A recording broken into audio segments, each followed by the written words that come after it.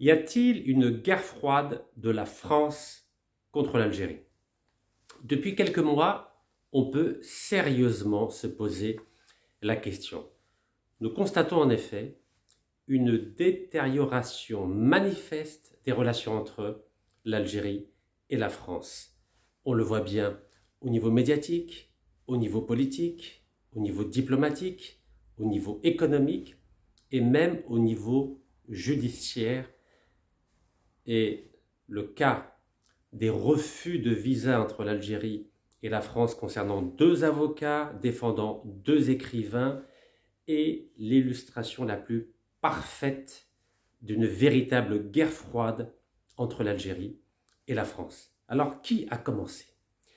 Vous avez entendu comme moi la déclaration du ministre français des Affaires étrangères, M. Jean-Noël Barrot, qui a dit que depuis 2022, il y avait une feuille de route que la France tenait à respecter.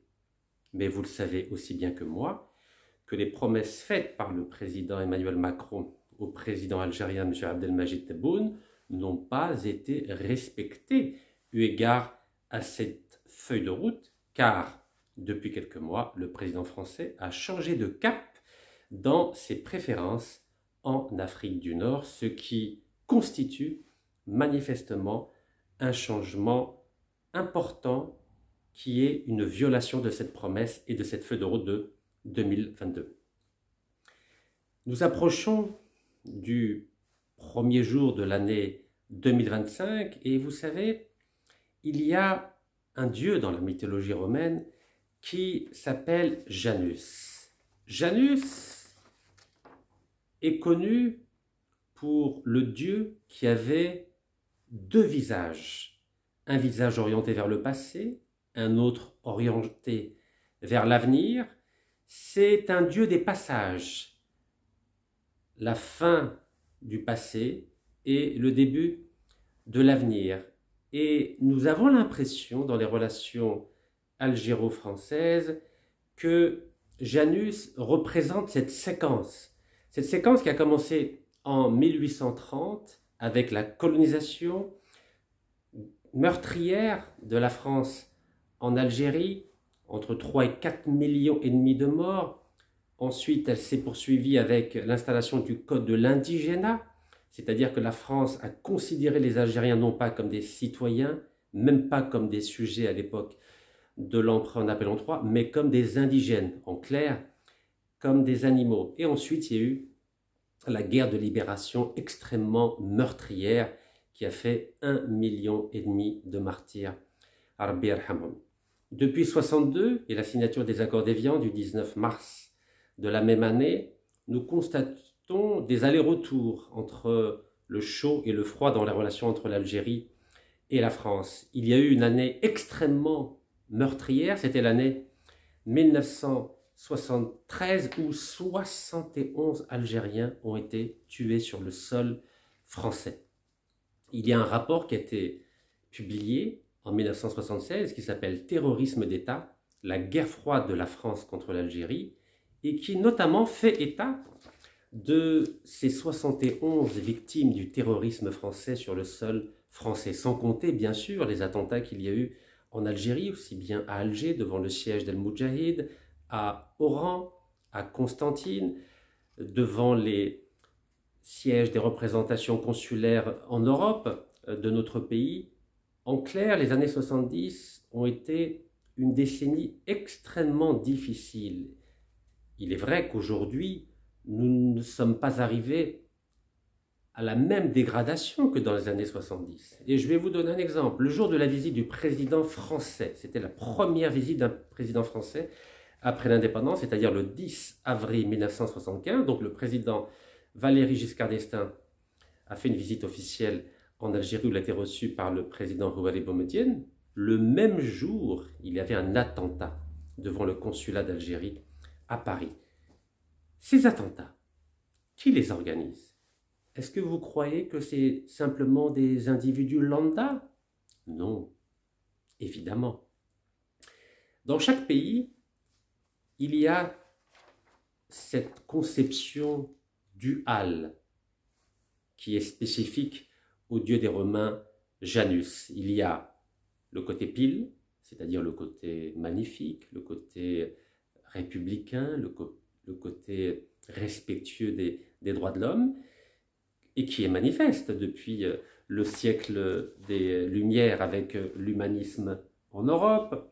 On a vu Voltaire qui défendait la tolérance, on a vu Pascal et ses pensées, qui est un des trésors de la philosophie occidentale et mondiale, Rousseau et son contrat social, et plus près de nous, Jean-Paul Sartre et ses fameux engagements, notamment en faveur de l'indépendance algérienne, ou Camus, qui, le hasard de la littérature, a écrit un livre qui s'appelle Caligula, et suivi d'une partie assez mémorable que très peu connaissent, le malentendu. Car il y a évidemment un malentendu avec Camus, qui certes défendait la paix, mais qui avait choisi plutôt la France au lieu de l'Algérie. Donc dans cette littérature des Lumières, de l'humanisme, il y a aussi bien sûr Fernand Braudel qui a écrit un ouvrage très important sur la Méditerranée, en clair cette Méditerranée qui constitue un trait d'union entre l'Europe et l'Afrique. Mais il y a aussi le côté face de la France. Et ce côté face, il est représenté par la Troisième République. Et vous savez qu'il y avait un président du Conseil très important qui s'appelle Ferry. Ferry défendait la participation électorale en France, la République, l'école gratuite. Nous devons à M. Ferry l'école gratuite, mais nous devons aussi à M. Ferry la colonisation du Vietnam, le code de l'indigénat en Algérie qui a été appliqué sur l'ensemble du territoire, les massacres, la dépossession des terres dans notre pays.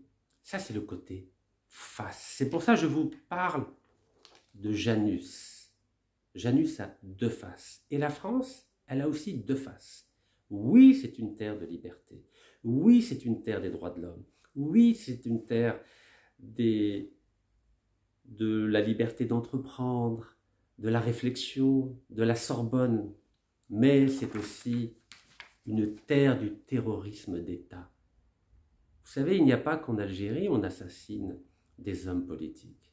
La France a vu la mort suspecte d'un certain nombre de ministres, aussi bien à l'époque du président Giscard d'Estaing qu'à l'époque du président Mitterrand. Alors je vais simplement vous prendre l'exemple de Broglie, qui a été tué la veille de Noël, 24 décembre 1976, et on écrit que peut-être il y aurait des liens avec les attentats qu'il y a eu en Algérie en 1976, et que on dit là aussi, et on écrit par ailleurs, que peut-être ce serait la collaboration entre les services algériens et français qui n'a pas plu aux services secrets, on va dire d'extrême droite, qui étaient majoritaires, surtout après que la France ait été obligée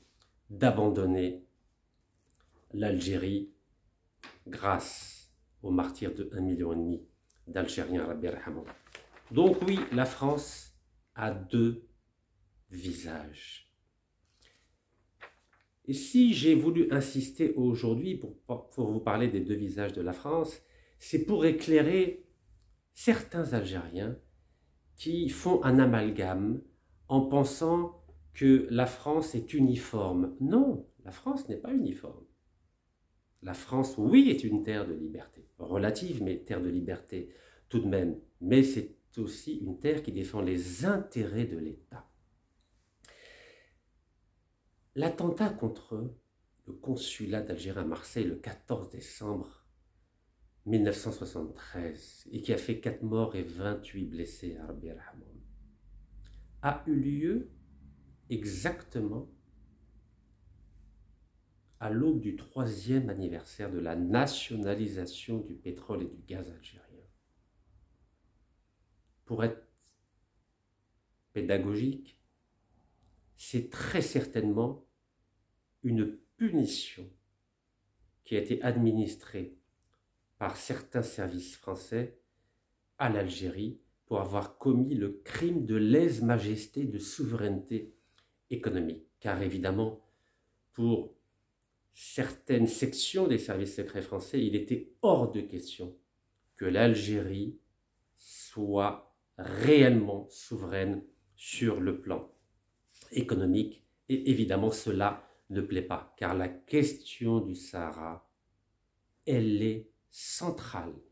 Elle était centrale au moment de la guerre de libération, elle était aussi centrale au moment de la nationalisation des hydrocarbures le 24 février 1971, et elle est aujourd'hui, à l'heure où je vous parle, centrale, car elle fait l'objet d'un différend entre deux puissances dans l'Afrique du Nord, et la France joue la division entre ces deux pays.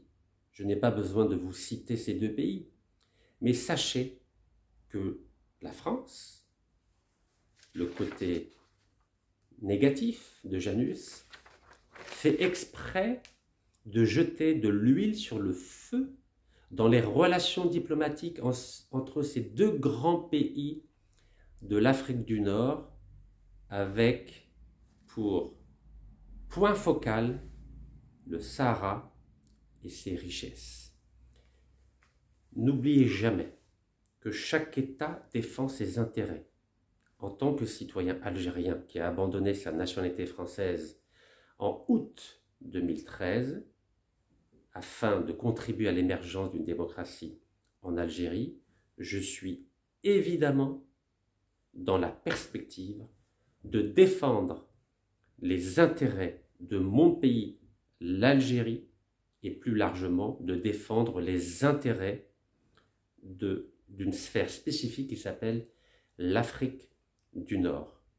Et il est hors de question de laisser un pays, aussi brillant soit-il, aussi puissant soit-il, jeter de l'huile sur le feu, aussi bien dans les affaires internes de l'Algérie, quand bien même j'ai été ces dernières années l'objet de certaines difficultés que j'assume, que j'ai cherchées et que personne ne m'a obligé à m'impliquer dans le jeu politique algérien, donc je n'ai absolument aucun regret et je n'ai aucun sentiment de vengeance. Mais il est hors de question de laisser ce côté face de Janus qui est spécifique à la France déstabiliser l'Algérie ou jeter de l'huile sur le feu dans les relations entre les deux grands pays d'Afrique du Nord. Voici le message que je voulais vous adresser, et le tableau qui est derrière moi illustre la situation dans laquelle on est, c'est-à-dire une situation de guerre froide entre l'Algérie et la France dans sa dimension négative.